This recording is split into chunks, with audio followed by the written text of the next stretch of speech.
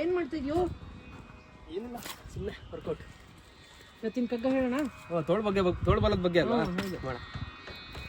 ಪುರುಷನ ಸ್ವಾತಂತ್ರ್ಯವನ ತೋಳ್ಗಿರುವಷ್ಟು ಪರಿಧಿಯೊಂದರೊಳದರ ಯತ್ನ ಕೆಡೆಯುಂಟು. ತಿರುಗುವುದು, ಮಡಿಸುವುದು, ನಿಗುರುವುದು, ನೀಳುವುದು, ತೊರೆದು ಹಾರದು ತೋಳು ಮಂಕುತಿಮ್ಮ. ಇಲ್ಲಿ ಮನುಷ್ಯನ ಸ್ವಾತಂತ್ರ್ಯ, ಲೈಕ್ ನಮ್ದು ಫ್ರೀಡಮ್ ಹೆಂಗೆ ಅಂದ್ರೆ ಎಷ್ಟಿರತ್ತೆ ಅಂದ್ರೆ, ಉದಾಹರಣೆಗೆ ನನ್ನ ತೋಳುಗಳು ಎಷ್ಟು ಎತ್ತರಕ್ಕೆ ನಾನು ಚಾಚ್ಬೋದಪ್ಪ, ಅಥವಾ ಎಷ್ಟು ಭಾರವನ್ನು ಹೊರಬೋದಪ್ಪ, ಅಥವಾ ನಾನು ಇಲ್ಲಿಂದ ಆ ಮರಕ್ಕೆ ಇಲ್ಲಿಂದನೇ ನನ್ನ ಕೈ ಹಿಡಿಯಕ್ಕಾಗತ್ತ? ಇಲ್ಲ ತಾನೆ. ನನ್ನ ತೋಳು ಎಷ್ಟಾಗತ್ತೆ ಅಷ್ಟು ಮಾತ್ರನೇ ಎತ್ಬೋದು. ಅಷ್ಟೇ ಮನುಷ್ಯನ ಸ್ವಾತಂತ್ರ್ಯ ಕೂಡ ಅಷ್ಟೇ ಅಂತ.